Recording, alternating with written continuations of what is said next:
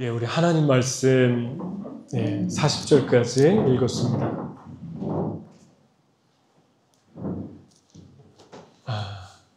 1절에 보면 사울이 그가 죽임당함을 마땅히 여기더라 그렇게 말씀하고 있죠. 여기서 그라는 사람은 바로 스데반입니다. 스데반이 돌에 맞아서 순교했죠. 예수님을 전하다가. 그런데 스데반을 돌을 던져서 죽인 이유는 신성모독죄로 공개적인 처형이라고 볼 수 있습니다. 그런데 그 당시에 사람들이 스데반을 죽이고 옷을 벗어서 사울의 발 앞에 놓았습니다. 사울의 발 앞에 놓은 것은 그 당시에 법적으로 책임을 맡은 이 일의 담당자였다는 것을 보여주는데, 그 담당자가 모든 전권을 위임받았기 때문에 그 사람 앞에 우리가 증거를 삼아서 우리의 옷을 다 당신께 놓습니다 라고 돌을 던진 사람들이 그렇게 했던 것이죠.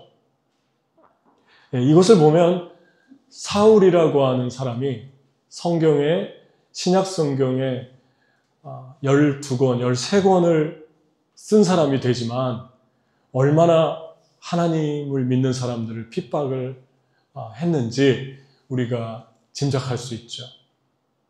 그런데 이것을 계기로 큰 환란이 시작이 됩니다. 물론 그동안도 사도들에게 복음을 전한다고 위협도 하고 사도들을 데려다가 감옥에 갇히기도 하고 또 여러 가지 어려움들이 없지 않아 크게 있었지만 이렇게 공식적으로 핍박이 일어나진 않았어요.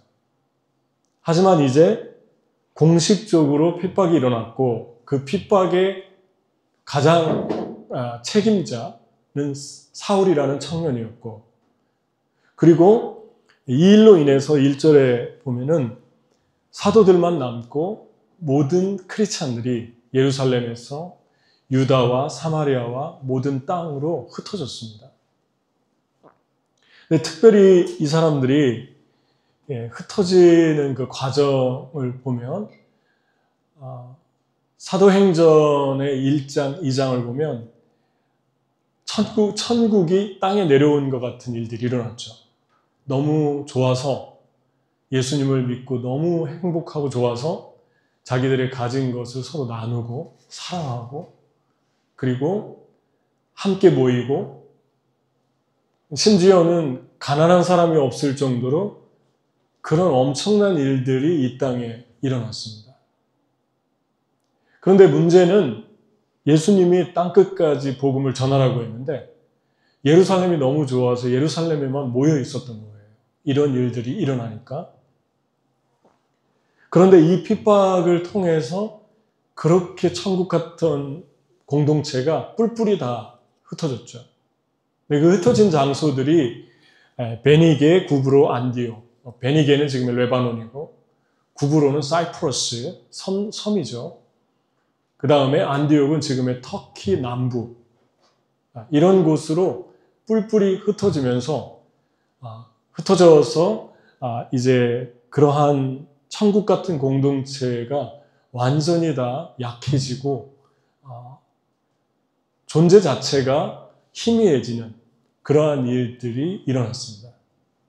이것을 통해서 우리가 알 수 있는 것은 성령님의 역사를 우리가 생각해 볼 수 있는데, 성령의 역사는 두 가지, 다른 여러 가지 일들도 많이 기록이 되어 있지만 특징을 우리가 볼 수 있습니다. 성령이 인도에 가실 때 우리 삶이 정말 행복하고 일도 잘 되고 직장도 잘 되고 하는 일도 잘 될 때도 하나님이 우리를 갑작스럽게 부르셔서 다른 일을 맡길 수 있고 장소를 바꾸게 할 수도 있고 나라를 떠나게 할 수도 있고 그런 일이 일어나기도 합니다. 성경을 보면. 예를 들면 베드로는 고기를 잘 잡던 어부였잖아요. 베드로가 자기 배도 가지고 있으니까 부자지 않습니까? 그 정도면. 그리고 고기를 많이 잡았는데 예수님 따르라고 하니까 고기를 놓고 예수님을 따르죠. 그래서 그의 삶이 정말 잘 되고 또 그렇게 삶에서 큰 어려움이 없고 세상적인 표현으로 세상에서 편안하고 성공적인 삶을 살고 있을 때 부름을 받죠. 그런가 하면은 마태도 세리긴 했지만 직장에 앉아 있다가 불렀을 때 예수님이 나를 따르라 했을 때 마태도 좋은 직업 또 돈도 잘 벌고 뭐 그런 사람이었는데 따르게 됩니다. 엘리사를 보면 엘리사는 소를 12마리를 가지고 밭을 갈고 있었죠.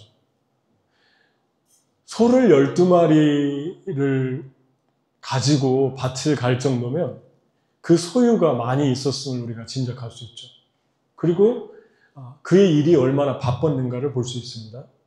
그런데 엘리야가 부를 때, 하나님의 엘리야를 통해서 부를 때 그냥 단숨에 내려놓고 따르게 됩니다. 그러니까 성경적인 예를 보면 이렇게 좋은 일이 있을 때 주님이 우리를 다른 장소, 다른 일로 초대하고 부르는 일이 일어날 수 있다. 근데 오늘 말씀은 반대죠. 어려움을 통해서도 바꾸십니다. 그러니까 핍박이 일어나지 않았다면 예루살렘에 아마 계속 있었을 거예요. 너무 좋으니까. 그런데 이 핍박 때문에 전부 뿔뿔이 다 흩어졌습니다. 심지어는 안디옥 같은 지역은 지금은 터키지만 그 당시에는 시리아였어요. 그래서 다마스커스라고 그러죠. 다메섹에서 한 200km가 넘는 시리아에 속해 있는 도시였습니다. 그런 곳으로도 흩어졌기 때문에 사울이 다메섹 도상에서 예수님 만날 때 다메섹까지 올라갔던 거예요. 시리아까지. 시리아에 간 사람을 잡겠다고. 그런가 하면은 또 이제 이러한 하나님의 사람들 말고 역사를 보면 1509년도에 프랑스 로르망디에서 탄생한 칼빈이 있죠. 근데 그 칼빈은 원래 법을 공부했고 그리고 프랑스가 캐톨릭이었기 때문에 캐톨릭의 신부는 아니었지만 그 교회를 도와주기 위해서 신학 공부를 따로 하고 있었습니다. 캐톨릭 신학교에 가서. 그러다가 종교개혁의 영향을 받고 하나님을 다시 만나고 예수님을 만난 거예요, 인격적으로. 그런데 프랑스에서 캐톨릭이 개신교를 박해하니까 결국은 바로 옆에 있는 스위스로 망명하게 되고 스위스 제네바에 도착해서 가장 먼저 한 일이 하나님 말씀을 가르치고 해석하고 그리고 그 해석한 것을 프린트해서 사람들에게 돌리고 그래서 술과 도박과 스위스 같은 경우는 너무나도 부패하고 거리도 만진창이었고 유럽에서 가장 더러웠던 나라 중에 하나라고 그럽니다. 그 칼빈의 성경을 통해서 삶이 구원받을 뿐만 아니라 삶의 가치관이 바뀌니까 스위스가 완전히 다 변화되기 시작했죠.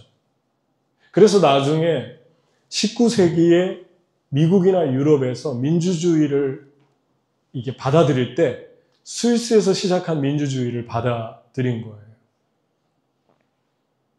그래서 그러한 열매가 이 핍박을 통해서 프랑스에서 일어났던 핍박 때문에 칼빈이 나라로 옮겨서 그 복음을 전하면서 이러한 놀라운 일들이 일어나게 됩니다. 그러니까 주님은 우리가 가장 인생의 피크 같은 정말 번영, 세상에서 편안하게 잘 있을 때도 부르시고 반면에 어려운 일을 통해서도 우리의 삶을 바꾸시는 우리의 가던 길을 방향을 트시는 그런 일들을 행하신다는 것입니다. 그렇기 때문에 우리가 하나님의 음성을 잘 들으면서 따라가야겠죠.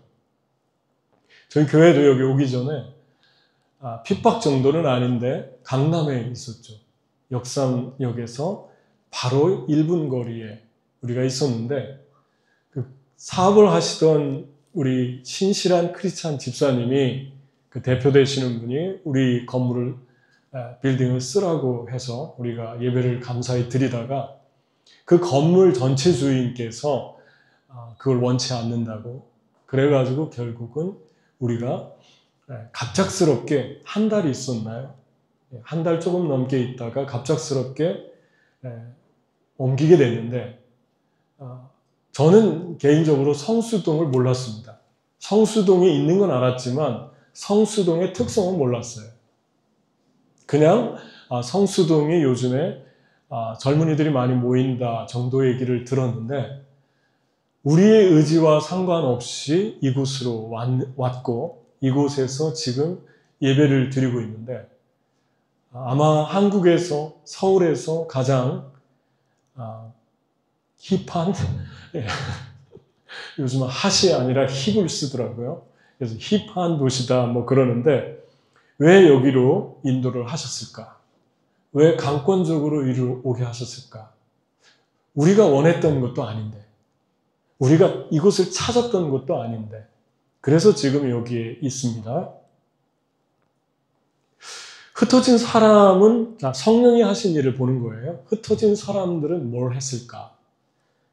첫 번째 4절을 보면 그 흩어진 사람들이 두루다니며 복음의 말씀을 전할세. 예수님이 원하는 일을 했던 거죠. 사도행전 1장 8절에 오직 성령이 너에게 임하시면 너희가 권능을 받고 예루살렘과 온 유대와 사마리아 땅끝까지 이르러 내 증인이 되리라. 좀 풀어서 얘기하면 예루살렘은 서울, 그리고 온 유대는 대한민국, 사마리아는 어디죠? 북한, 그리고 땅끝까지 온 세계로 너희가 가서 내 증인이 되리라 그랬습니다. 그런데 이 사람들이 예루살렘에 계속 모여 있었잖아요. 너무 좋으니까. 그렇지만 이 핍박을 통해서 흩어진 사람들의 활약상을 오늘 읽은 말씀에 기록을 했는데 사도행전의 제목이 사도들이죠. 근데 사도들의 행적만 적어놓은 것이 아닙니다. 사도들에게 제자 양육을 받고 복음을 받고 성장했던 사람들의 수준이 우리가 말하는 평신도, 그냥 알기 쉽게 제가 평신도라는 말을 쓸게요. 평신도라는 말은 14세기에 토마스 아퀴나스라는 신부이면서 철학자였던 분이 만들어낸 말이에요. 캐톨릭의 관점에서. 그래서 성도도 신분을 만드는 거예요. 근데 우리 다 하나인데 이게 뭔가 이렇게 계급으로 이렇게 만들어낸 용어 중에 하나가 평신도라고 그래서 그냥 평신도라고 하겠습니다. 좋은 말은 아닌데 그냥 사도가 아닌 평범한 직업을 가지고 있었던 사람들 2명을 기록했는데 이 전장에는 스데반이었고 또 하나 오늘 읽은 말씀에는 빌립입니다. 이분들의 직업은 무엇인지는 모르겠지만 직업이 있던 평범한 분들이었어요. 근데 스데반은 빌립은 왜 등장을 했냐면 사도들이 복음을 전하고 말씀을 전하고 기도해야 되는데 사람들이 자꾸 소유를 가져와서 하나님께 드리면서 그걸 가지고 사도들이 사람들에게 나눠주다 보니까 말씀과 기도가 약해지는 거예요. 하나님의 사역자는 교회는 가장 건강한 교회는 하나님의 사역자가 풀타임 사역자가 말씀과 기도에 전념할 수 있게 해주면 건강한 거예요. 딴 일 하면 안 되고 자꾸 다른 데 신경 쓰면 안 되고 그런데 구제하라고 세운 7명 중에 2명이 스데반과 빌립인데 그 사람들의 믿음의 수준이 어떠했냐면 가장 먼저 순교한 사람이 사도가 아니라 스데반이었다는 거예요. 왜 순교했냐면 하나님 말씀을 전하다 순교했어요. 그러니까 이들이 직업을 가진 평범한 사람으로서 얼마나 주님께 헌신됐고 얼마나 제대로 제사 양육을 받았고 얼마나 그들의 삶이 깊었는가를 우리가 짐작할 수 있죠.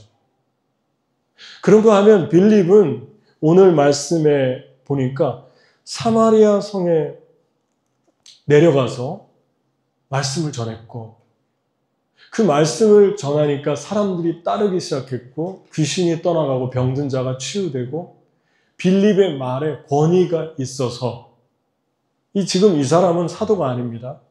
평범한 사람인데도 복음을 전하니까 하나님이 그런 능력을, 권위를 특별하게 주신 거죠. 그래서 이 사도행전에 놀라운, 이 사마리아에 놀라운 일들이 일어나기 시작합니다. 오늘날의 크리스찬들이 좀 생각해 봐야 될 것은 이 말씀을 통해서 성령 받기를 원합니다.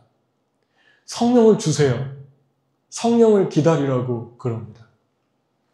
성령을 우리가 충만히 받아야겠죠. 근데 어쩌면 하나님이 우리에게 너무 많은 은혜를 주셨는데, 너무 많은 성령을 부어주셨는데, 말씀을 통해서 우리에게 어마어마한 은혜를 주셨는데, 우리는 계속해서 고단백의 말씀과 성경 공부와 은혜를 계속 사모하는데, 실제는 성령을 받고 증인의 삶을 살지를 않으려고 한다는 거죠. 복음을 전해준다거나 나눠준다거나 여러 가지 방법으로 내가 받은 은혜를 사람들에게 주고 싶고 나누는 행동들은 안 하게 되는 거죠. 그런데 안 하면 어떻게 됩니까? 안 하면 썩죠. 고인 물은 썩습니다. 그러니까 흘러가야 되는데, 예루살렘에 너무 많은 은혜를 주셨는데 고여 있으니까, 흩어지지 않으니까 여기에 문제가 발생하죠. 핍박이 일어나서 흩으시죠. 그래서 여러분과 저의 삶에도 하나님의 은혜를 받고 그걸 주지 않으면 안에서 이게 자꾸만 우리의 영적인 몸 안에서 영양분이 축적돼도 문제라고 하잖아요. 그런 것처럼 활용을 해야 되는데, 움직여야 되는데, 우리 은혜도 이 안에서 그냥 고이는 거죠. 그러다 보면 우리의 내면에서 어떤 것들이 생길 것 같습니까? 원망하고 불평하고 아군끼리 문제를 발생하고 아군끼리 서로가 우리가 공격의 대상이 되고 그런 일들이 일어날 수 있어요. 그래서 활용해야 됩니다. 활용해야 됩니다. 저는 이번 주에 세상에서 가장 아름다운 사진 한 장인 것 같아요. 우리 자매가 보내줘서, 와이프가 보내줘서, 형제의 와이프가 보내줘서 받았는데, 어제 엄마에게 아들이 하나님 말씀을, 복음을 전해주는 장면. 아기 100일 때문에 왔는데, 어머니가 시골에서 왔는데 사형리의 복음을 전해주고 있는 그 광경, 그리고 진지하게 듣는 엄마, 그 사진을 저에게 2장을 보내줬어요. 근데 그 사진을 보고 너무너무 기뻤습니다. 너무 아름다운 모습이었어요. 그리고 영접했다고 들었어요, 어머니가. 아직 교회는 준비가 안 됐지만 복음은 먼저 들은 거죠. 순서가 좀 바뀔 수 있어요. 교회 나오는데 예수님 안 믿는 분들이 있을 수 있어요. 여러분 주변에 다 교회 다닌다고 그분들이 다 예수님 믿는다고 생각하면 안 됩니다. 저는 교회를 섬기면서 종종 자주 봤어요. 교회 나오는데 예수님을 안 믿는 거예요. 너무 아름다운 사진 아닙니까? 요한계시록을 공부하다 보면 요한계시록에 7개의 봉인이 있죠. 두루마리. 그런데 사도 요한이 그 천국의 환상을 보면서 7개 봉인이 실링되어 있는데 그걸 열어봐야 되는데 열어볼 사람이 없어요. 하늘에도 없고 땅에도 없고. 요한이 울죠. 그 봉인을 열어야만 하는 게 하나님의 뜻인 걸 알 수 있습니다. 누가 이걸 열어주지? 이걸 열어야지 이게 하나님의 축복이고 은혜인데, 근데 그거를 열 분이 어린 양 예수가 그것을 열기 시작합니다. 첫째, 둘째 순서대로 여는데 6째를 열었을 때 어떤 일이 일어났습니까? 하나, 둘, 셋, 넷, 다섯, 여섯 순차적으로 재앙이 이 땅에 임하는 마지막 때의 모습이었어요. 여섯째를 열었을 때 맨 마지막에 하루아침에 하늘이 떠나가고 별들이 떨어지고, 그래서 여섯째 봉인을 뗐을 때 일어난 마지막의 현상이 그 다음 장에 풀어서 해석합니다. 요한계시록에서 좀 더 구체적으로. 그게 7 나팔로 나오고 있어요.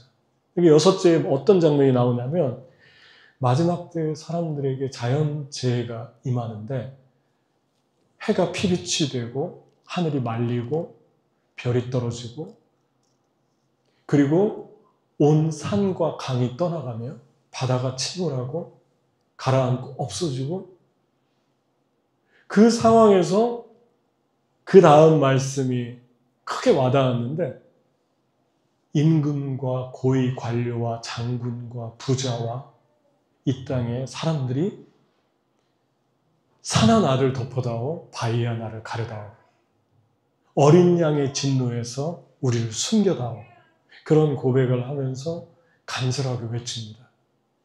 근데 그 다음 장에 풀어서 보면 마지막 때 죽고 싶어도 죽음이 피해가더라 그래요.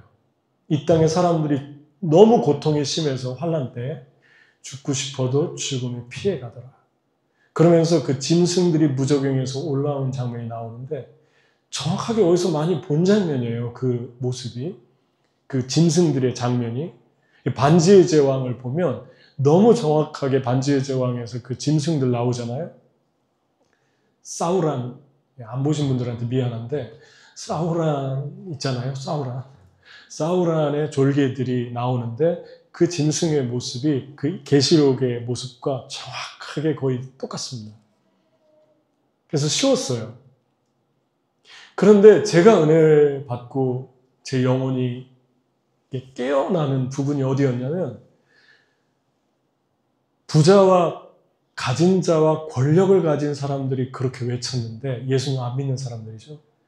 거기에 종도 있고 모든 사람들이, 그러니까 아픈 사람, 병든 사람, 건강한 사람, 부자, 가난한 사람, 어른, 아이 할 것 없이 모든 사람들이 산하 나를 가려다오 바다야 나를 덮어다오, 그런 고백을 하면서 외칩니다. 우리는 이렇게 생각합니다. 세상에서 가진 자, 명예를 가진 자, 있는 사람들은 왠지 죄를 많이 지었을 것 같은 그런 쪽으로 드라마나 책이나 영화나 연극에 많이 나옵니다. 그리고 이 땅에서 어려움을 겪는 사람들은 피해자로 주로 그렇게 많이 등장합니다. 근데 성경은 너무 정확해요. 가지지 못한 사람, 종들, 없는 사람들도 똑같이 그렇게 외친다고, 어린 양의 진노에서 나를 덮어달라고 그렇게 나옵니다. 왜 그랬을까요? 가난해도 종으로 살아도 죄인입니다. 온갖 죄를 똑같이 다 짓고 산다는 것입니다. 그래서 그 사람들도 복음이 필요하고 회개가 필요하고 예수님 인격적으로 만나야 되는 거예요. 그런데 불쌍하긴 더 불쌍한 것 같아요.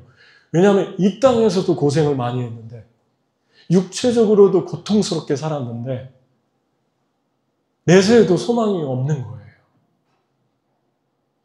이러한 일들이 마지막 때 일어난다고 하는데, 점진적으로 일어나다가 계시록 잘 보면 어느 시점에 한꺼번에 지구에, 자연계에 한꺼번에 한날에 한시에 전부 다 콜랍스되는 장면이 나옵니다. 이런 상황 속에서 저와 여러분이 정말 긴박한 마음을 가지고 있나, 복음에 대해서. 저도 생각했어요. 성수동에 온 지가 1년 8개월, 10개월이 됐는데 우리 의지로 오지 않았는데 사람들이 이렇게 많은데,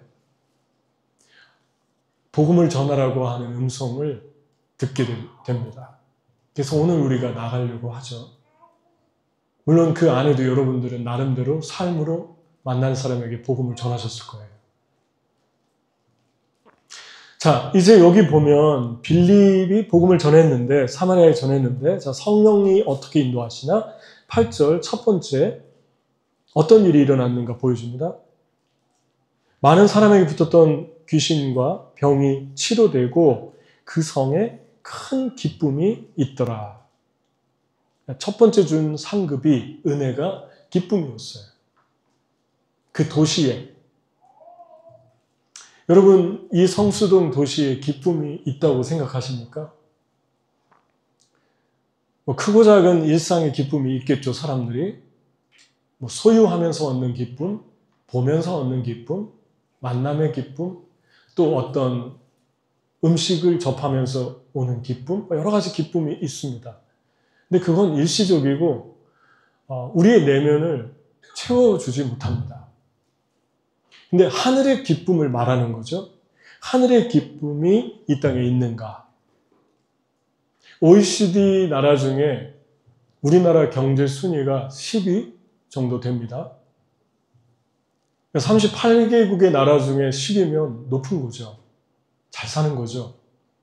그런데 OECD 나라 중에 여러분도 알다시피 자살률 1위가 한국이죠. 그 중에 10대에서 30대의 사망률이 가장 근본적인 사망률의 원인의 첫 번째가 자살입니다. 우리는 잘 사는데 왜 이렇게 많은 젊은이들이 생을 포기할까요? 스스로. 그냥 한마디로 정의하면 기쁨이 없는 거죠. 기쁨이 있다면 자살하지 않겠죠. 기쁨의 반대인 슬픔이 존재합니다. 이 땅의 뿌리에 근본적인 깊은 슬픔이 있습니다. 그 슬픔이 분노와 같이 있어요. 그 슬픔은 항상 심리학적인 차원에서 상담학적인 관점에서 보면 분노와 붙어 있습니다. 그래서 수동적인 분노는 자기를 죽이고 능동적인 분노는 타인을 향합니다. 그러니까 여러분, 이 땅에 슬픔이 많아서 사람들 안에 분노가 있어요. 근데 그 분노가 어떤 계기가 되면 폭발합니다. 화산처럼. 그 계기를 스스로 만들어내기도 하고 또 대중에 묻어서 같이 가기도 하고 여러 심리적인 방향으로 드러납니다. 근데 여러분, 이러한 세상 속에서 주님이 이 슬픔을 바꿀 것은 오직 복음이라고 그럽니다. 내가 너에게 눈물이 변하여 기쁨이 되게 하고 내 슬픔이 변하여 춤이 되게 하겠다. 여호와의 은혜의 해를 전파함으로 주님이 말씀합니다. 이 땅에 이 도시 전체 자체에 잔잔한 슬픔이 흐르고 있는데 우울함이 흐르고 있는데 이 땅을, 이 도시에 이 영혼들을 바꿀 수 있고 기쁨을 줄 수 있는 건 복음입니다. 그런데 복음을 전하면 가장 먼저 기쁜 게 본인이죠. 이상하게 복음을 전하면 내 안에 기쁨이 있습니다. 그리고 큰 만족이 있습니다. 근데 그 기쁨은 치유도 가져오고 내면의 깨끗함도 가져오고 순결도 주고 주님을 위해 더 살고 싶은 갈망도 일으킵니다. 심령이 자꾸 가난해져요. 하나님이 원하시는 복음을 전하다 보면. 영혼이 깨끗게 되죠. 왜냐하면 복음을 전하러 나갈 때 우리 영혼이 깨끗하지 않을 수가 없죠. 미리 회개하게 됩니다. 돌아보게 됩니다.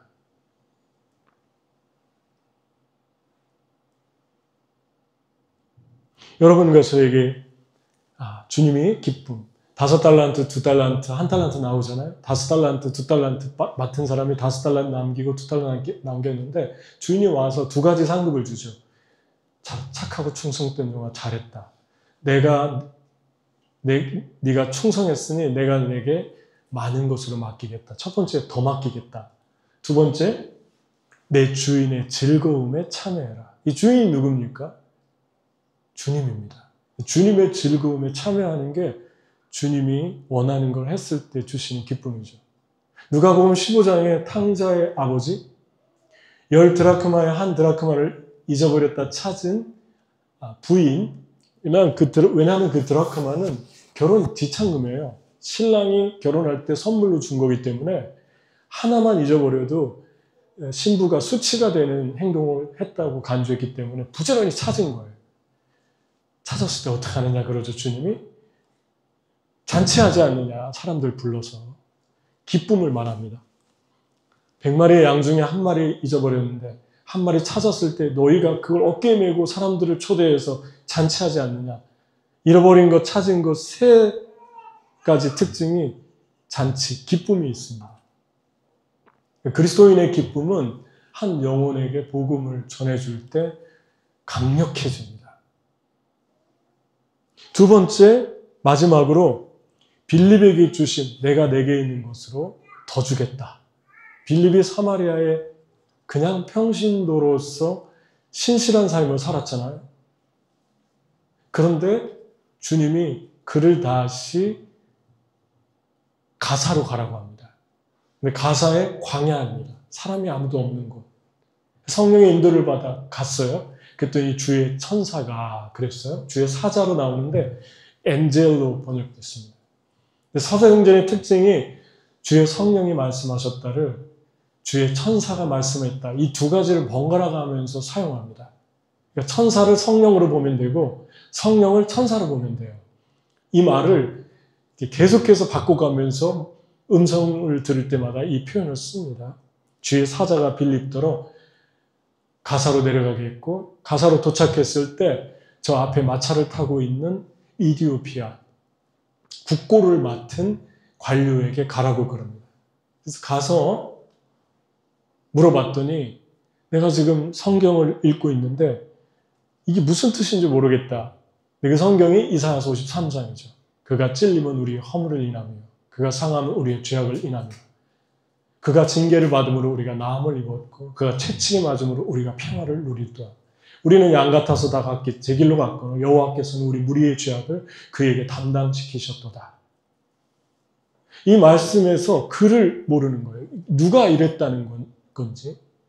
지금도 유대인들 선생들은 이사야서 53장을 가르치지도 않거니와 읽지도 못하게 한대요. 이스라엘에서 17년, 8년 선교했던 선교사님의 말입니다. 근데 크리스찬들이 전도할 때, 유대인들 전도할 때 이사야서 53장을 펴서 알려준대요. 여기 말하는 그분이 이 3인칭 단수가 예수 그리스도이십니다.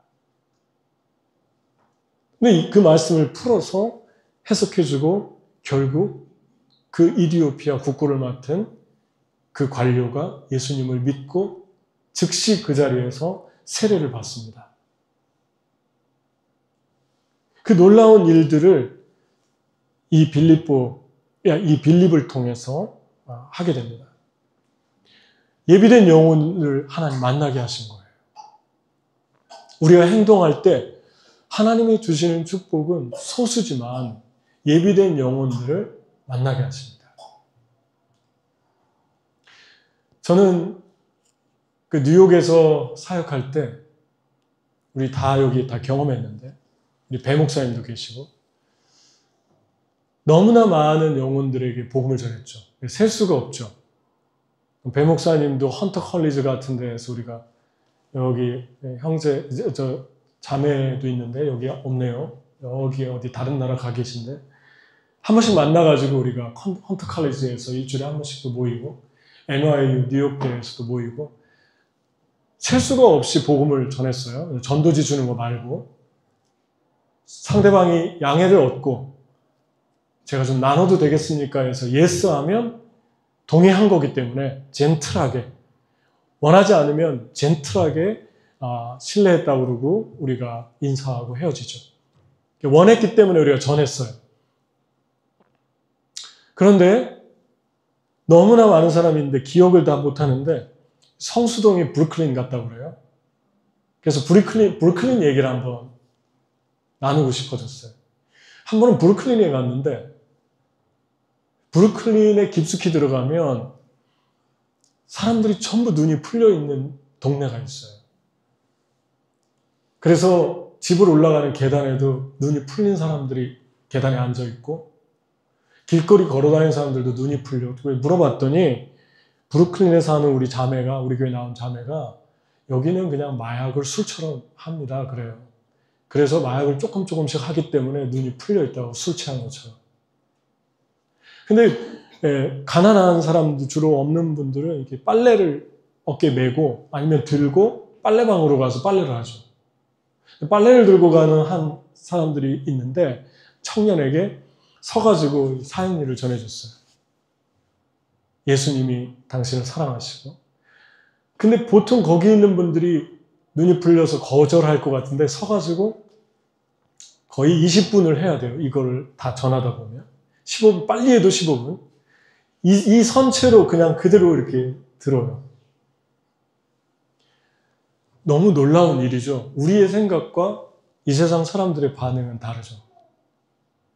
사단의 최고의 거짓말은 이 세상 사람들이 복음을 듣기 싫어한다. 사단의 거짓말입니다. 이 세상 사람들은 복음을 듣고 싶어 해요. 목말라 있어요. 또 한 번은 브루클린에 그 집들이 이렇게 계단에 있는데 그 한 60대로 보이는 할머니가 다리가 퉁퉁 부어가지고 아프신 것 같아요. 지팡이를 짚고 이렇게 제가 아래에 있으니까 내려왔어요. 그래서 복음을 전해드릴게요 했더니 복음은 됐고 자기가 얘기하고 싶대요. 자기 교회 다녔는데 교회 다니다가 지금 어떤 일이 있어서 못 다니고 지금 아파서 못 다닌다. 그래서 얘기를 많이 하세요. 그래서 전하지도 못하고 예수님 안다고 하니까 그래서 사형리를 그냥 집어넣고 들어줬어요. 들어주고 제가 이제 가야 될 것 같다고.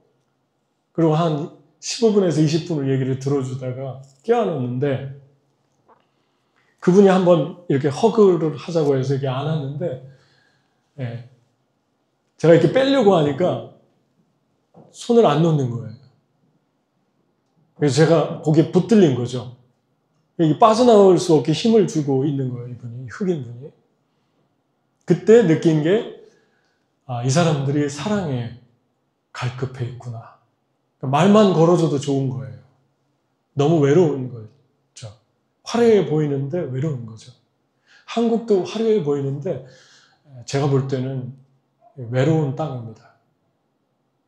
너무나 영적으로 어둡고 삭막하고 죽어 있습니다. 그 지경이 심각해요. 보통이 아니고 그냥 심각한 상황입니다. 그게 한국의 지금입니다. 여러분, 우리 주님이 꼭 예비한 영혼이 있어요. 바울이 복음을 전하다가 빌립보에서 누디아를 만났고 루스드라에서 디모데를 만났고 그리고 안디옥에서 실라를 만났고 고린도에서 브리스길라와 아굴라를 만났고 에베소에서 아볼로를 만났고 겐그리아에서 베베를 만났고 빌립보에서 에바브로디도를 만났고 가는 성마다 한두 사람이 있었잖아요. 근데 언제 만났습니까? 브리스길라와 아굴라를 만날 때는 아덴에서 전도하다가 조롱받고 쫓겨났을 때예요. 외로웠을 때. 디모데를 만났을 때는 사랑하는 바나바와 마가 때문에 마음이 상해가지고 각자 다른 길로 흩어지고 그 다음 직후에 2차 선교에 가장 외로울 때 그때 하나님 디모데를 주셨어요. 에바 브로디도는 감옥에까지 같이 가서 복음을 전하다가 혼자인 줄 알았는데 감옥까지 따라 들어와서 바울을 섬기면서 죽을 때까지 같이 했어요. 브리스길라와 아굴라, 바울과 함께 복음을 전합니다. 여러분, 루디아는 마게도냐 첫성, 아시아로 가지 못하게 해서 한 번도 가보지 않은 땅을 밟고 막막한 그 성에서 뭐부터 해야 될지 몰라가지고 기도하는 장소 찾아가다가 길거리에서 만난 사람이 누굽니까? 루디아예요. 루디아가 자기 집을 열어서 교회로 들이잖아요. 선교 센터로 헌신하잖아요. 저와 여러분이 복음을 전하면 예비된 한 사람을 만납니다. 손만 대면 떨어지는 사람들을 만납니다. 이 사람들이 전부 이렇게 만났어요. 그리고 그들은 하나님을 위해 뜨겁게 사람들을 사랑했고 바울을 사랑했고 그들이 가는 곳마다 하나님의 영향력이 흘러갔어요. 여러분,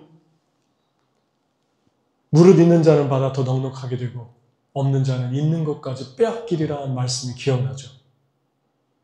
있는 것이 무엇입니까? 하나님을 위해 살고 주님을 위해 주님이 원하는 일을 하면 나는 그 사람에게 더 주겠다. 하지만 게으르고 악하고 세상 정욕에 빠져들고 내가 은혜를 그렇게 많이 주었음에도 불구하고 나를 떠나가고 계속해서 하나님을 기만하면 나는 그가 가지고 있는 것조차도 빼앗겠다. 주님을 향한 갈망, 거룩하게 살고 싶은 소망, 주를 위해 일하고 싶은 열정 다 뺏어가 버리겠다. 주님이 경고합니다. 여러분, 저 여러분이 이제 오늘 이 말씀을 들으면서 성령이 인도하는 삶, 특히 오늘 말씀의 제목대로 우리가 받은 은혜를 가지고 순종할 때, 움직일 때 하나님이 어떻게 우리의 삶을 축복하시나, 그리고 어떤 예비된 영혼들을 만나게 하시나, 그러한 일들을 우리가 경험했으면 좋겠어요. 이 시간에 이렇게 하나님께 우리가 삶을 드리는 그러한 헌신의 시간이 되기를 축복합니다. 그래서 적용을 해볼 때 오늘 한 영혼, 예비된 영혼을 만나게 해달라고 기도하면 좋겠어요.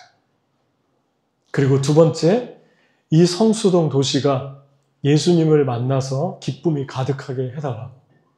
이 도시의 영혼들이.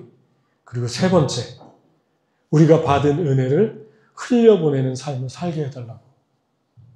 하나님이 너무 많은 사랑을 주셨고 은혜를 주셨습니다. 이제는 우리가 흘려보내게 해달라고. 그러한 기도를 하면서 주님께 나가면 좋겠습니다. 우리 같이 기도하겠습니다.